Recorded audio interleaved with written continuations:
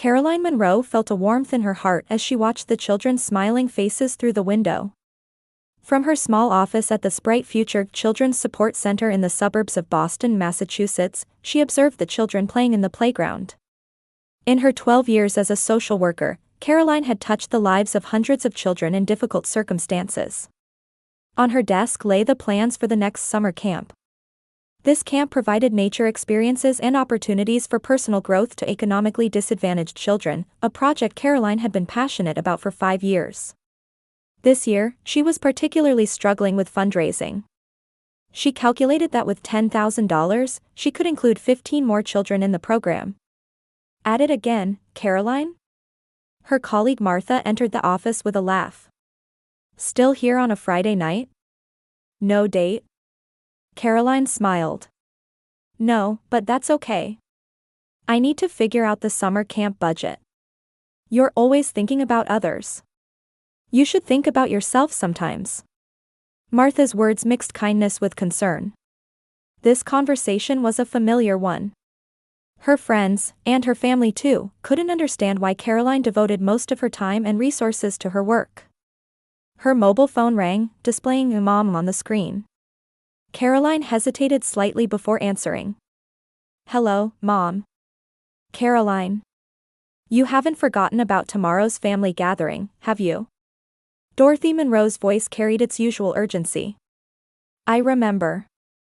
I plan to come at 2 in the afternoon. Brenda has an important announcement. Don't be late. Caroline sighed inwardly.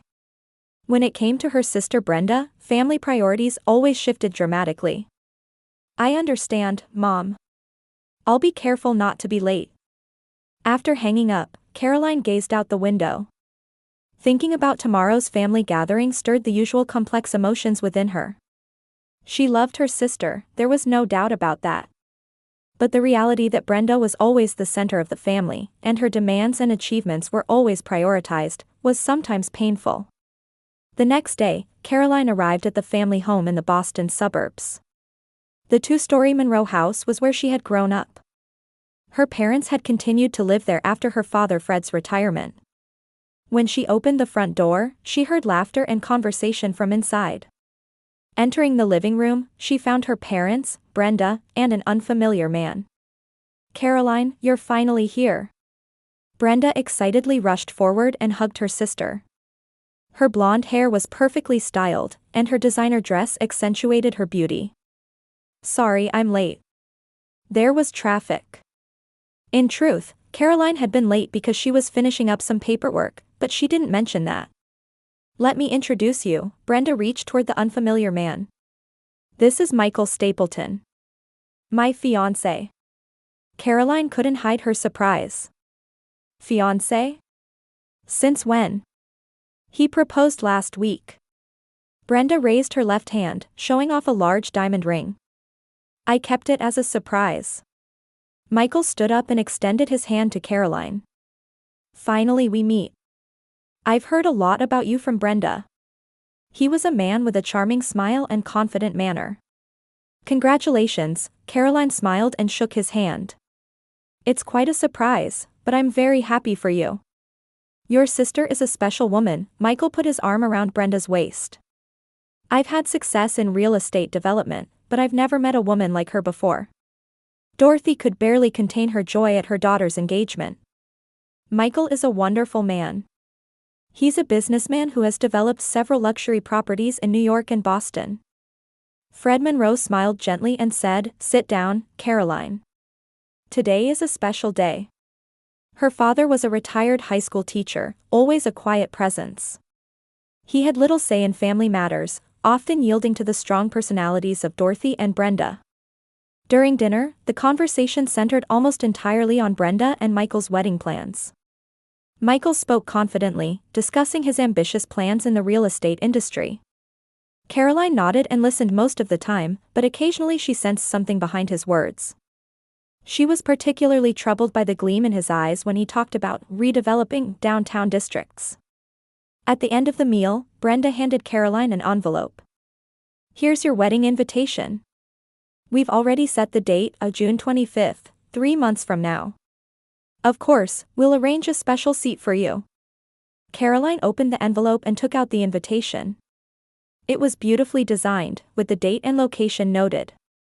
But she gasped at an additional line written below. Request to attendees, please provide a wedding gift of at least $10,000 if you plan to attend. Caroline was speechless with surprise. Seeing her expression, Dorothy laughed and said, "Of course, she's your sister. Brenda is planning a wonderful wedding. You should support her." Caroline looked at Brenda and Michael. They looked back at her as if this was perfectly normal. Fred sat quietly, avoiding eye contact. "I understand," Caroline replied quietly. Do you know some people earn over $10,000 a month just by posting Reddit stories on YouTube? No face, no voice, just a laptop. I do it too. Link below if you're curious. "I'll think about it." On her way home, she called her best friend, Audrey Walker. "I can't believe it, Audrey. $10,000. That's about the same as my summer camp budget." "That's absurd," Audrey's voice was filled with indignation. "There might be something suspicious going on." "I was thinking the same thing. There's something strange about this Michael person. But Brenda seems really smitten with him." Caroline returned to her apartment and placed the invitation on the table. She looked up at the night sky through her window, wondering what she should do.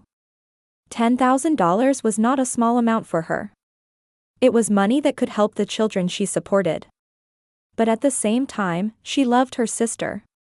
Despite their complicated relationship, family was family. Caroline sighed deeply and decided to go to sleep. Morning light streamed through the window of Caroline's apartment. She sat on her bed, staring at the invitation in her hands. The beautiful lace border and high-quality paper were a perfect choice, typical of Brenda.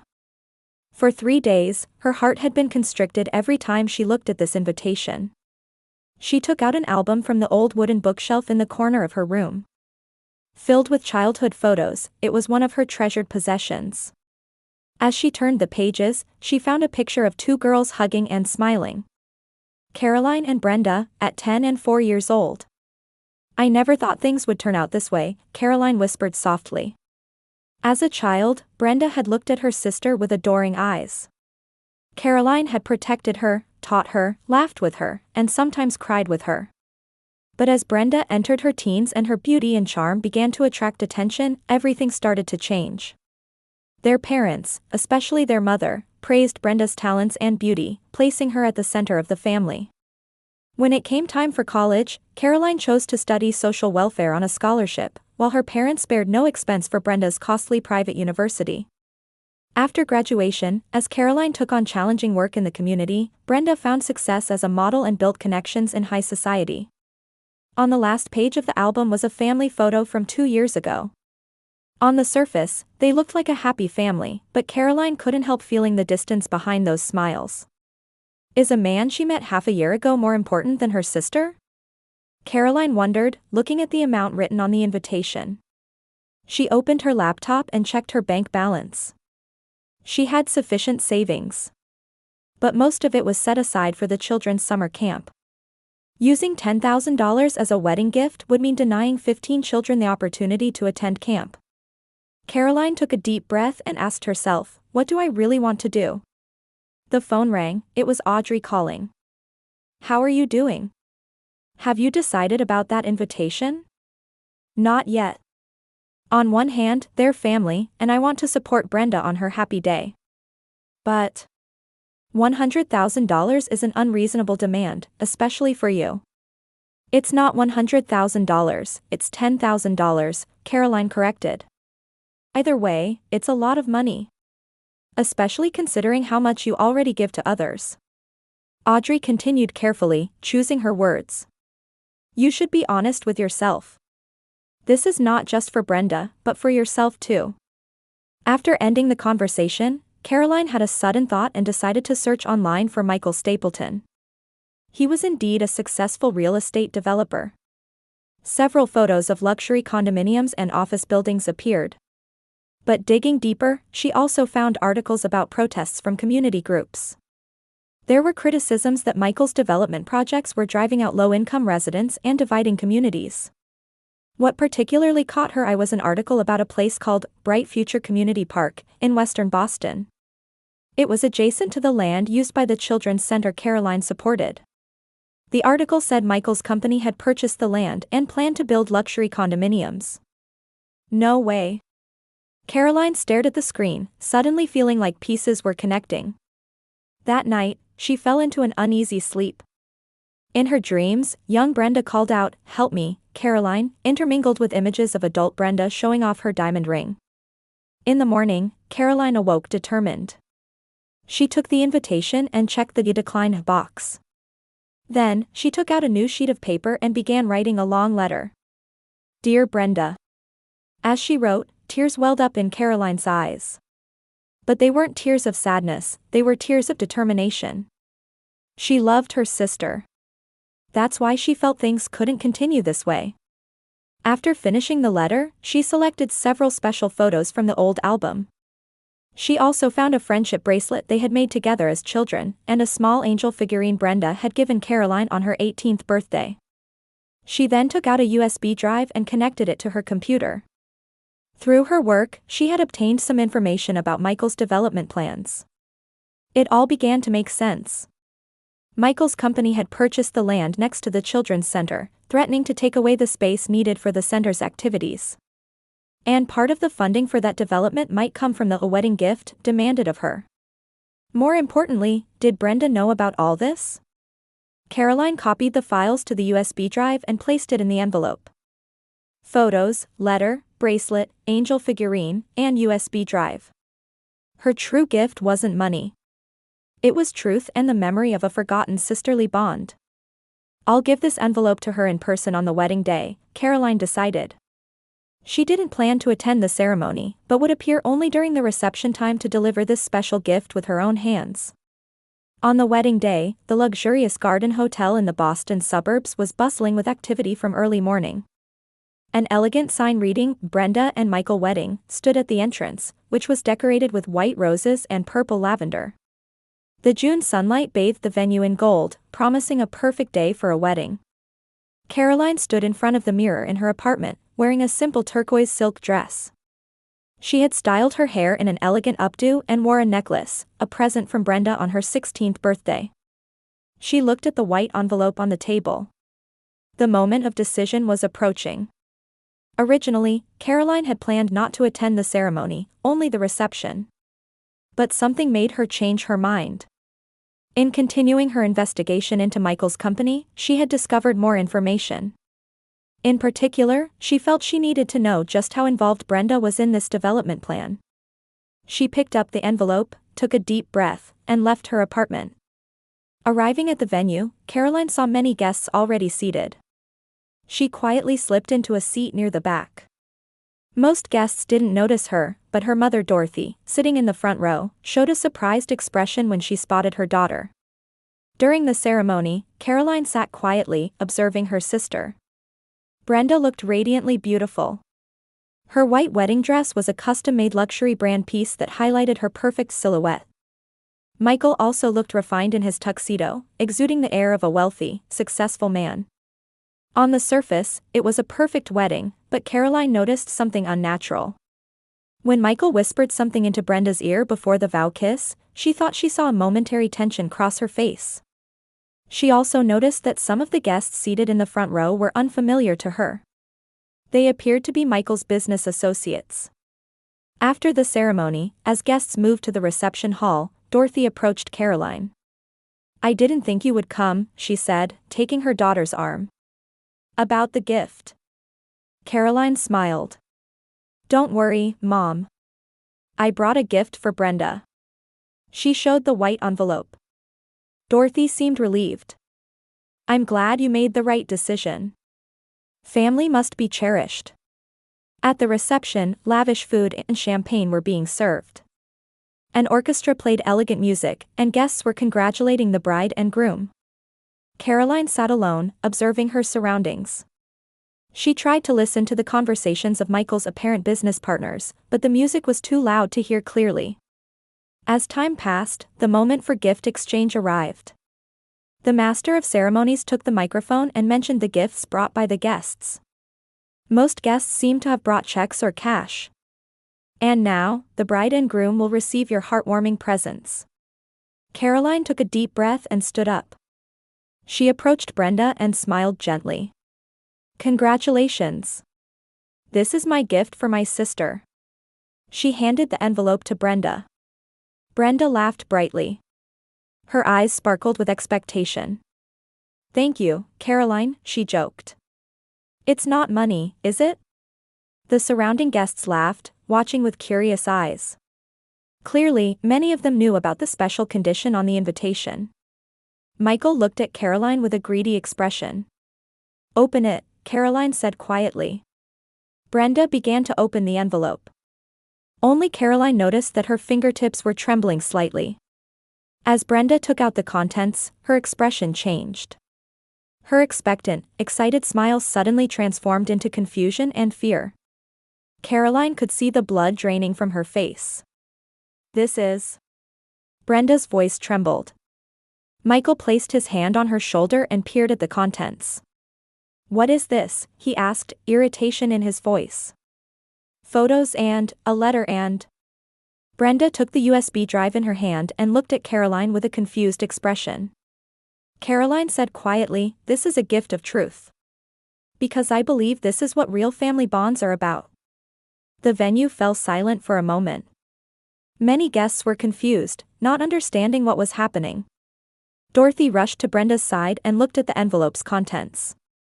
A look of surprise crossed her face. Just old photos, Dorothy said. Caroline, what is this about? This isn't appropriate for a wedding celebration. I didn't bring money, Mom, Caroline replied calmly. I brought something of greater value. Brenda took the letter and began to open it. Her hands were shaking, and tears were visible in her eyes. Michael impatiently grabbed her shoulder and said, read it later.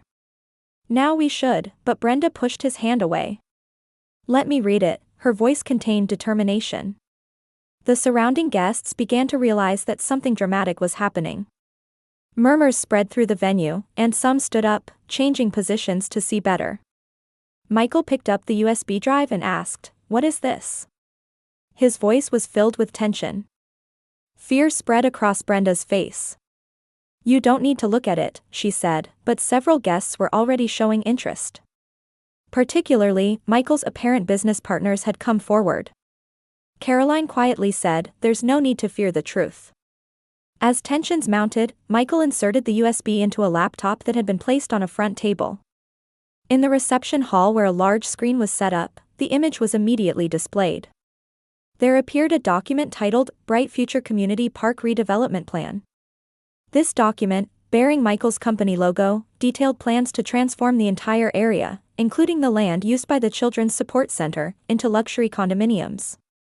Even more shocking was the funding plan for the project, which included a note, donations from private investors, target amount $100,000. The venue erupted in commotion. Michael hurriedly tried to turn off the screen, but many people had already seen the content. He directed an angry look at Caroline. This is private information. How did you get it? Caroline didn't answer, but her eyes were on her sister. Brenda had finished reading the letter and looked up. Tears of regret and shame glistened in her eyes. Caroline? She whispered. I didn't know. Really? Michael tried to close the laptop screen, but it was too late. His business partners had already seen the content and were exchanging confused glances. Brenda stood there, staring at the photos she had received from Caroline. They showed the two of them embracing and smiling by the lake as children, baking cookies together as teenagers, and Caroline congratulating Brenda at her college graduation. She took the old bracelet in her hand, and her fingers trembled. Do you know what this is? Caroline began speaking quietly, addressing the gathered people. A 12-year-old me and a 6-year-old Brenda made this together. It was a promise to protect each other forever. Dorothy stood between her daughters, trying to control the situation. Caroline, this is Brenda's special day. What are you doing? Just revealing the truth, Mom, Caroline answered. Michael is trying to buy the land used by the Children's Support Center to build luxury condominiums. That center is where I've worked for 15 years. He's trying to take away the place that supports these children. Michael stepped forward, his face red with anger. This is purely a business matter. We legally acquired the land and, as part of urban redevelopment. At the expense of children's futures? Caroline interrupted him. Brenda took the USB drive in her hand and looked at Michael with a confused expression. Mikey, is this true? Are you trying to evict Caroline's center? Michael couldn't hide his irritation. You knew about it. The redevelopment plan for that district, we've talked about it many times. But you never said where exactly, Brenda said with a trembling voice. I had no idea Caroline was involved. And the gift request to me, Caroline continued calmly. $10,000. That was supposed to be part of the funding for this development plan, wasn't it? Michael's expression subtly changed. Looking around and feeling the gaze of his business partners, he changed his attitude. That's just a coincidence. Weddings are expensive. A coincidence? Caroline pointed to the screen. Your fundraising plan says donations from private investors, target amount $100,000. It wasn't just me. You demanded the same from other guests, didn't you? Murmurs arose from the venue. Some guests began taking out their invitations, checking them. One male guest stood up and raised his voice. My invitation had the same request. $10,000. I thought it was just a wedding gift, but... Another woman agreed. Mine too. Did Michael think we wouldn't all be connected? The confusion in the hall grew. One of Michael's business partners approached him and whispered in his ear. This concerns our reputation. An explanation is required. Michael's face turned red with anger and humiliation. Look, everyone, he tried to raise his voice, but Brenda grabbed his arm. Is it true? Tears welled in her eyes. You tried to use our wedding to raise funds for your business? Michael shook off her hand. It's business, Brenda. You were supposed to benefit from it. It's for our future. You used me, Brenda's voice was trembling. And my family and friends too. I didn't think you were that naive, Michael said irritably. That district has value. If we don't get it, someone else will. That's business. Hearing those words, Brenda's expression changed. She looked into Caroline's eyes, then opened the letter again. Inside were her sister's heartfelt words, what I want is not money, but the honesty and trust we once had. Dorothy stood by Brenda, placing a hand on her shoulder. It's all right, darling. You can see how selfish Caroline is. Ruining your special day. Brenda pushed her mother's hand away and stepped back. No, Mom. Caroline is right. I've been blind all along. From the back of the venue, Fred stood up. The father who had been sitting quietly until now approached slowly. His posture carried a dignity that had never been seen before. Michael, he said in a firm voice. It's clear that you've used my family. And I, too, have made a mistake by remaining silent for too long. Fred looked at Caroline. His eyes mixed sadness, regret, and pride. Caroline, you've always had courage and integrity. I should have acknowledged that out loud. He turned to Brenda. And you, too, have the eyes to discern true value. Today is the day to prove that. Michael tried to control the situation by raising his voice. Everyone, this is just a family misunderstanding. Let's continue our wedding. Later. No, Brenda's voice was quiet but filled with determination. She removed the diamond ring from her finger. This is over, Michael. She returned the ring to Michael and approached Caroline. The two looked at each other for a long time, as if something was conveyed without words. What I wanted wasn't money, but honesty as a family, Caroline said quietly. She took Brenda's hand and placed the photos and bracelet in her palm. This is what truly matters. The venue fell silent. Michael and his business partners began to leave in anger and confusion. Dorothy looked at her daughters, and for the first time, bowed her head as if acknowledging her mistake. Caroline quietly turned around and started to leave the venue. Brenda grabbed her arm. "Don't go," she said tearfully. "We have so much to do over." In July, Caroline was overseeing the final preparations for the summer camp in the backyard of the Sprite Future Children's Support Center. Dozens of staff members were working together to set up tents and activity stations. The children would enjoy a week-long camp starting tomorrow. Caroline reflected on the past month. Since that wedding, she had immersed herself in work. Michael's development plan had been cancelled, and the news was celebrated as a small victory in the community. But her relationship with her family remained complicated. She hadn't answered several calls from Dorothy. Only short message exchanges with Brenda. Audrey had always been her support, advising, "Don't completely close the door." As Caroline was checking craft materials, she heard a voice calling her from the office. "Caroline, you have a visitor." Heading toward the entrance of the center, she found her father, Fred, standing there. He looked a bit thinner, and his expression showed fatigue, but his eyes held a determined look. "Dad," Caroline said in surprise. "Why are you here?" "I wanted to talk," Fred said quietly. The two sat on a small bench. "Brenda and Michael's engagement has been officially called off," her father began. "He's facing legal problems. Investors are suing him over his methods." Caroline nodded silently. She had already heard about that.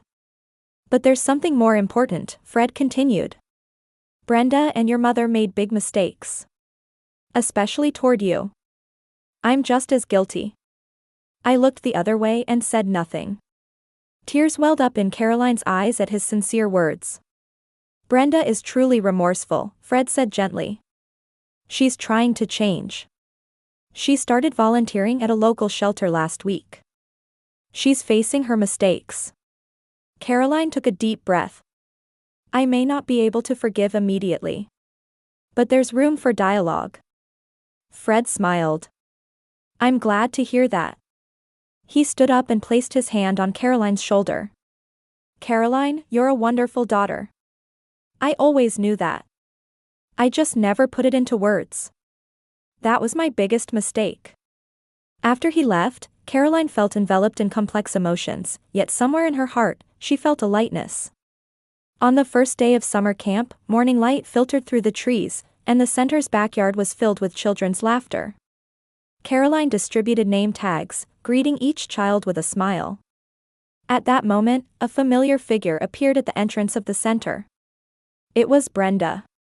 She was wearing simple jeans and a t-shirt, her hair not in its usual perfect style but casually tied in a ponytail. She held a large paper bag in her hands. The two sisters stared at each other from a distance for a moment. As Caroline approached, Brenda smiled sheepishly. "I came to help," she said. "If that's okay." Her paper bag contained art supplies for the children. Caroline, though a bit hesitant, nodded. A few hours later, the two were surrounded by children, painting together by the lakeside. Watching Brenda gently teaching a little girl how to use a brush, Caroline remembered an old memory. In the same way, she had taught young Brenda how to paint. As the day began to wane, the sisters sat on the shoreline a little distance away. "Those photos and the bracelet you gave me that day," Brenda said quietly. "I've been carrying them around all the time." She took out the old bracelet from her pocket. "I remembered. The day we made this bracelet. You said, 'This is a magic bracelet, it keeps us connected even when we're apart.'" Caroline smiled. "You remember." I had forgotten. The important things, Brenda gazed at the lake's surface. "But from now on, things will be different." In their line of sight were children playing happily. The sunlight dyed the water surface gold, heralding the beginning of new hope. Caroline thought, perhaps real family isn't about blood ties, but about honesty and care for each other. And sometimes, even if it's lost, it can be found again.